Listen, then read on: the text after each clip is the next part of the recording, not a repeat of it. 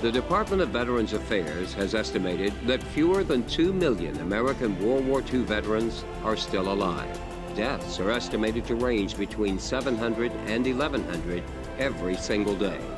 Alicia New is on a mission to record as many of these stories on film as possible before these national treasures are all gone.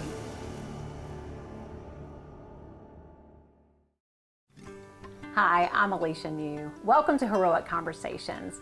What we're doing here in Heroic Conversations is we're getting the first-hand stories of World War II veterans. As you know, they are dying at a rate of 700 to 1,100 per day, and it's very important to get these stories recorded for the future generation, because once these first-hand stories are gone, we can never get them back. So we're getting these American treasures on film as quickly as possible right here on Heroic Conversations. Today, I have Colonel Gene Greenwood with me, as well as George Langford. So, Sergeant. Sergeant. I was going to ask you what your rank was. So you're Sergeant George Langford. Sergeant. And I'm very pleased to have you guys here with me. You guys have some really colorful stories about World War II, and I'm excited to dive right into that.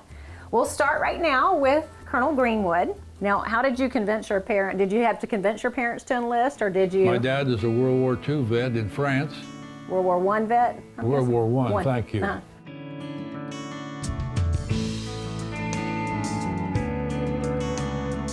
He was all for it, and I grew up in the American Legion. And he was very active, and my mother was too.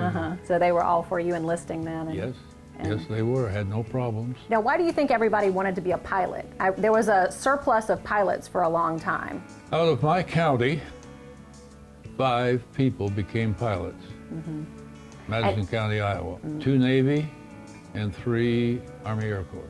And that's the Madison from the Bridges of Madison County. That's the famous book that everybody knows about. But you didn't have any notorious love interest there? No. No, you didn't Not get a book that I written know about of. you? There probably were, but it was all secret. Oh, well, okay. All right, thank you so much. Now, Mr. Langford, tell me how you got into the war. I graduated from high school in June of '42, and then, of course, the war had started December '41, just a few months before. So I was drafted in, at least I volunteered. I wasn't drafted yet. Yes. And went to Camp Campbell, Kentucky. And I stood in the rain and whatever it was while they activated the camp. It was brand spanking new. And how old were you? 19. So what were you thinking when you had been shipped off and you were standing in that rain? I was scared to death. I bet. And it was cold and wet, and I had to stand at parade rest, which is you got your feet apart and when your hands behind you for about 8 hours. And all of us were right out of high school, and there must have been 100, and they were standing still for about 7 or 8 hours, and the blood would drain out, and they were just falling over like they were dead. And they'd pass out, then they'd get up. And you kept getting up, evidently. I got up every. Did you ever fall down, or did you just stand there and sleep? I wiggled my toes, and then after a while, Uncle Sam said, "Let's go to Normandy," and we wound up going to Normandy. I was there on D+8. From there all the way to Berlin. Yep. And what was your division that you were in? 20th Armored Division. 20th Army Division. And combat engineers. We built bridges. Gotcha. We practiced building bridges across the Cumberland River near Clarksville, Tennessee.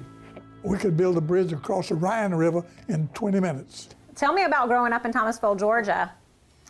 Oh, that's a long story, but Thomasville during the 1880s was the winter resort of the South. Oh. The train came down from New York to Savannah, crossed through Waycross, Valdosta, back to Chicago, didn't come to Florida. In 1880, Thomasville had 25 big hotels that catered to the wealthy northern folks. There was a doctor in Thomasville that wrote an article that the pine trees of South Georgia filter the air, which is good for people with consumption, which is TB. And all the rich Yankees moved to Thomasville. Wow. And now it's really like the allergy capital of the world down here, I think now. So that was completely wrong information. And so when you graduated, did you have any concept of what it was to go into war? Well, no, but the war was going on. When did you realize the gravity of the situation? I didn't know you know, 18-year-old boy doesn't know anything about gravity. Yeah. You just knew you were going to war. Going to war, let's go do what we got to do. Now, how did your parents, you got drafted, how did your parents react to you? Well, my daddy died in 32, so my mama was home by herself. And we had one older sister and two older brothers. There were four of us. And all of us were in the service at the same time. Oh, really? So mama was home by herself. Wow. Now, she was the one I felt sorry for. Oh, how many of your siblings came back from war? All but one. Really? Bill, one just older than I, got killed in the Philippines 10 days before the Japs surrendered. As a matter of fact, when I came after the war in Europe was over, and I left Marseille, heading to the Panama Canal to invade Japan, and they dropped a bomb while we were in the middle of Atlantic, and I was standing on the bow of the ship, and it turned 90 degrees, said, we're going to Norfolk. The war's over. And I'm telling you, everybody was so happy. There were 5,000 troops aboard that ship, and they pushed tables and chairs and threw hats, and when you look back, it looked like the ship had sunk. Yeah, because they tore it up. Yep. Better than any football game celebration you've ever been in. Much better than any football game.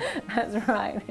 You were saying that when you were in training, you had some exciting things happen during training for you. Well, just one that I can recall, and that was at 1 o'clock in the morning. And I was flying the airplane and lost an engine. It quit on us. My instructor was in the area with another cadet, and he ordered me to bail out. So we prepared to bail out. I pulled the plug and the door fell outside. All of a sudden, I just remembered that there was an airport behind us with lights. I think we can make it back there. And then I figured that if I landed south, I'd be landing into the wind, but I wasn't. I was landing downwind, but I made it.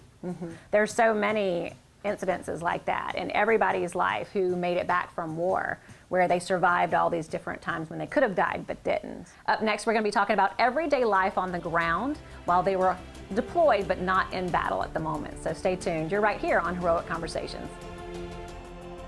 War bonds are debt securities issued by a government for the purpose of financing military operation during times of war. War bonds generate capital for the government and make civilians feel involved in their national militaries.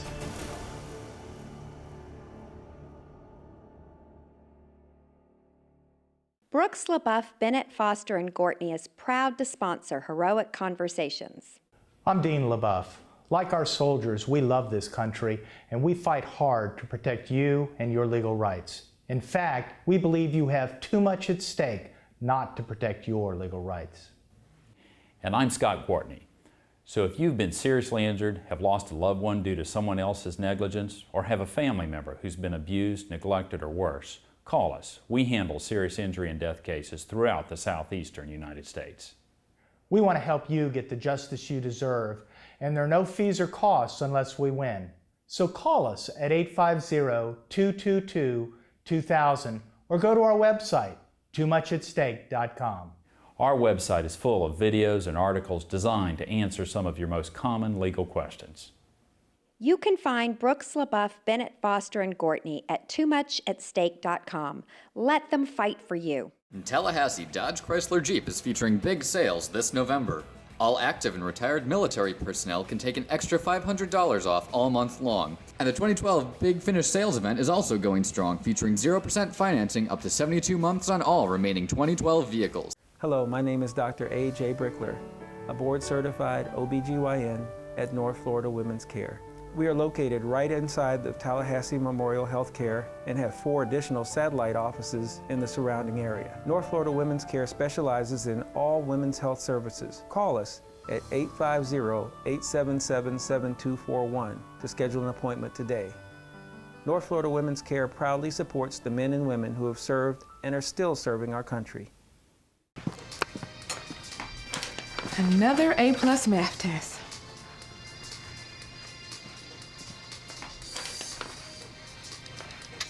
Some people were born to be bankers, and many of them work at Capital City Bank.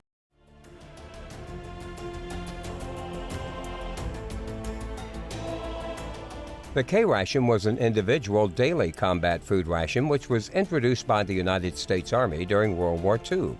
The K-ration provided 3 courses: breakfast, lunch, and supper. Welcome back to Heroic Conversations. I'm Alicia New. Now we're going to start talking about everyday life on the ground when these guys were deployed, but in between battles. And we'll start with you this time, Mr. Langford, Sergeant Langford, I guess I should say, for this segment. It has been a while since you've been a sergeant, though. And tell me about your food when you were on the ground. How did you prepare your food? Well, the food was prepared for us. The KPs did it. And we had the K rations, which was a package, C rations and K rations. One was in a can and one was in a package. Oh, yeah? But they weren't worth eating. But unless you were hungry. Right, you had to be hungry. You had to be really, really hungry. Really hungry. The Army had a, kitchen crew that would be right behind you when you were going. And they would set up, they wouldn't bring you hot food every day, but if you were up on the front line, it was difficult. But then when you'd go back, they'd have good hot food for you. They were close by. Yeah. So you had good hot food when you weren't up close to the line. Well, otherwise, it was C rations and K rations. Was there any entertainment for you guys when you were on the ground like that? I would imagine that. No, only when you came back. When you come back, there would be the USO would entertain you. And how would the USO set up for you guys? Well, it would be a camp. I mean, it would be portable. And it would just be pretty much men out there, I would imagine. No, some women. Some women, nurses. Yeah. And did you have any romances that developed out there? No, not I didn't. No, you didn't? No, You stayed out of trouble with that, huh? Because Uncle Sam said she may look clean, but. There's a poster that I've seen. And I'm telling you. And you believe that poster? I believe that. When you went to the bathroom, you'd be very careful. That's hilarious. And you were just a young fella. You were 19, 20 by that time? 18, 19. It was different for pilots, I would imagine. Somewhat. When you went. Tell me about how everyday life was. Great. Yeah. We had always hot food and went in mess hall. And if you survived from a mission, you came back and there was a nice meal waiting for you. If you survived. That. If you survived. If you didn't, you were over in Deutschland somewhere. And was there a lot of time in between battles for you guys? I always said they were trying to kill me because I flew my first mission on the 9th of February of 45 and the last one on the 16th of April. And I flew 29 of them, so you can see I flew a lot. I flew 2 missions in one day, I recall. So what did you and your buddies do when you did have time? Did you go to the club? We'll go to London. You go to London? On pass, a 3-day pass. I got to tell this story about right after the war. One of my buddies who got shot, I saw him shot down over Magdeburg, but he was prisoner and the rifle butt took out all of his teeth. His name was John Gross. I saw him going up to the order room and Colonel Kruger, our squadron commander, was there, a light colonel. And I said, "Look, Colonel, here's John back." And he said, "Yeah." And I said, "Don't you think he ought to have a pass to London?" And he said, "Sarge," first sergeant, "cut orders, put him down there." I said, "You can't put him down there by himself. Put Greenwood with him." So we went down and we got tickets to George Black's Strike It Again, one of the most famous musicals in London. It never quit playing all the time we were there. John and I were sitting in our boxes, and all of a sudden the lights went off, and then the light came down right on our lodge. Well, they saw their mistake and they moved it just to the right.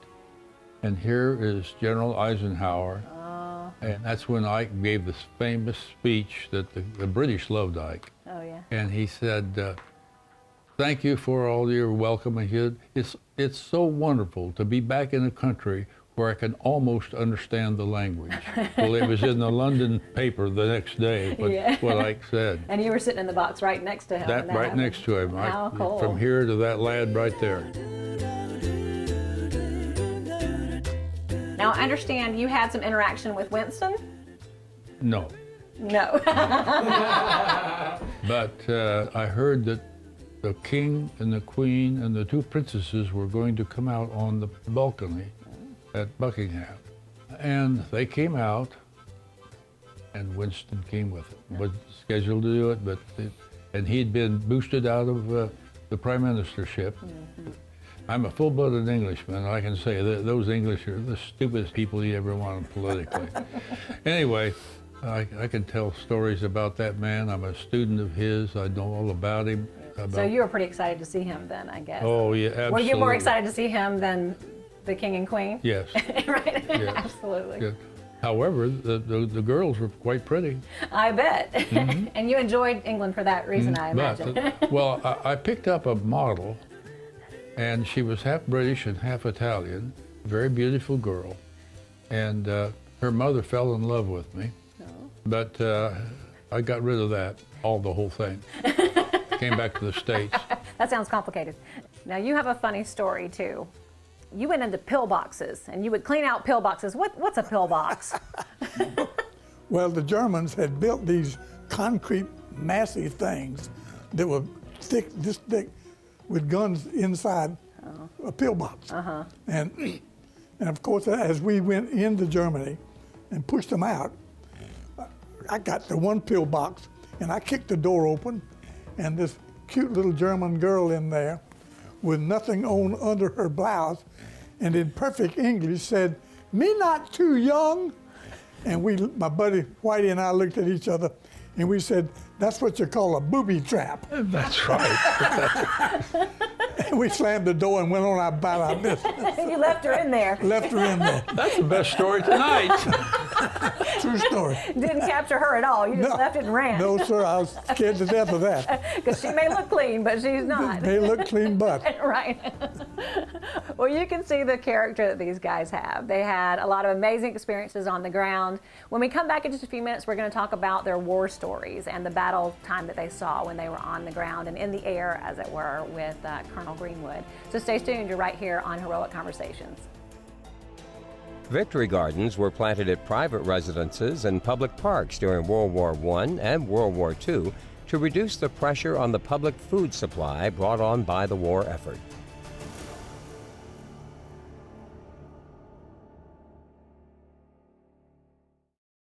Dad. Hi, Pumpkin. About my allowance, I like Mr. Oinker, but I need financial security. He's not exactly FDIC insured. Some people were born to be bankers, and many of them work at Capital City Bank. The Institute on World War II and the Human Dimension is a major research collection devoted to documenting the human dimension of World War II. We have over 6,600 individual collections documenting the war. Probably our most well-known is the Tom Brokaw collection that he assembled in the writing of The Greatest Generation. But we're also very much interested in sharing this collection with the world, in attracting world-class scholars to make sure students use the collection, and really to outreach to the general public. Tallahassee Dodge Chrysler Jeep is featuring some great deals on new vehicles. Lease the all-new 2013 Dodge Dart for only $199 a month. Stop by Tallahassee Dodge Chrysler Jeep, home of the 1995 oil change, where we're right on the price and always right on the money. Hey, Chip, what's that? An abacus! Right on! Look! Some people were born to be bankers, and many of them work at Capital City Bank.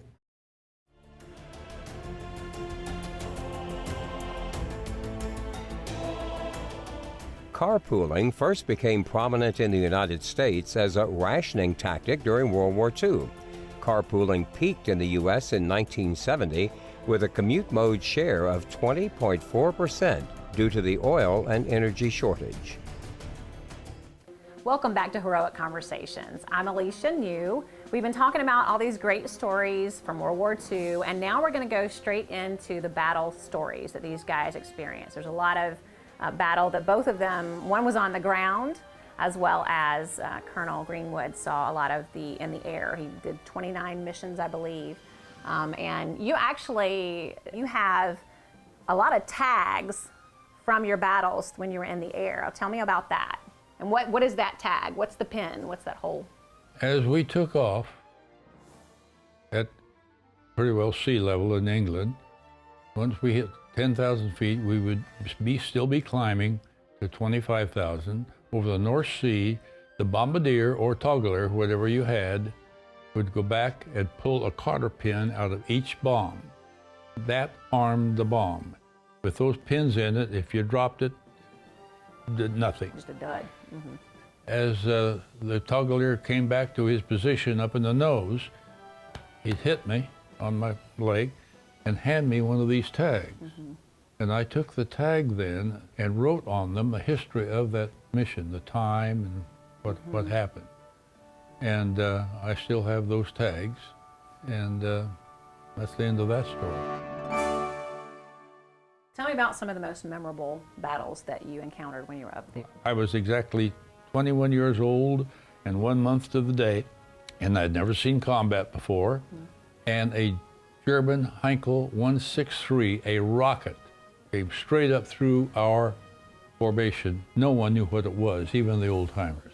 Scared me to death. Of course, bombing Berlin was always a big thing. I did that about 3 times. My mid-air collision that I had, and I tipped upside down and fell about 10 or 8,000 feet before I got it flying again. But anyway, I got it flying again. I couldn't fly only about 105, 110 miles an hour airspeed. If I went faster than that, I would flip. Well, I know that you had to right the plane. Yeah. And you just have to adjust as you go, I would imagine. Well, like you have to no, figure, the other pilot got his senses back, and we kept our right foot on the rudder to keep it from flipping. And anyway, I told the crew we're going to land this plane at Brussels, and because it's going to kill us. I was afraid of that. My left wing is going to fold up right around the fuselage. And they argued a little bit, and the crew said, no, they were washed out pilots, 3 of them were. We'll do all right, we'll do all right. It's looking good, looking good. And finally, so I called out, I said, what's the matter with you guys? You're willing to get back to England? I don't understand it. You risk your life. And they thought a little bit, and finally one of them called me up and said, boss, you remember that 3 or 4 new crews came in a few days ago? I said, yeah. They said, well, there's a dance at the Red Cross Club tonight, and we're afraid they're going to steal our girls. So we landed back in England. So in the middle of battle, they were thinking about getting back to their girls, huh? Oh, God. Anyway, another story. I was in the first jet battle of history. The German Me-262. My tail gunner, Danny O'Connell, called up and he said, there's 451s coming up to us real fast, because with their drop tanks on. And then he said, no, they're firing at us. And what it was, the Me-262 jets looked like drop tanks, gasoline. And they came through and they shot down 4 of my buddies out of my squadron. And 3 crews all died. The 4th crew landed in Poland. The tag I had showed you that says I'm an American. That's kind of saved them.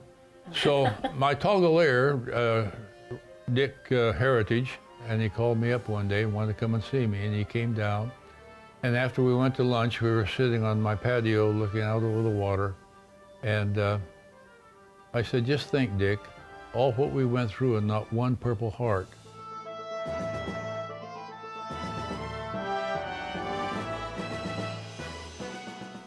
And as I said that, I could just see the blood leave his face.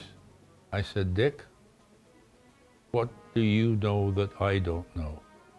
And he says, remember when we flew through that 88 flak, blew the nose off? Yeah, he said, I was wounded.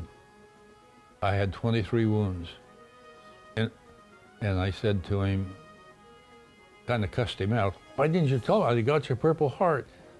And he said, I didn't want you guys flying without me because I knew that they'd put me in the hospital. True story. What a great guy. He was a tech sergeant, took care of the bomb. He was the one that took the bomb tags off each bomb as we armed them, going over the North Sea. All right, well, Mr. Langford, you were right there on the ground. So were you in the front line? Where were you? No, I was not. I was a combat engineer. We built bridges.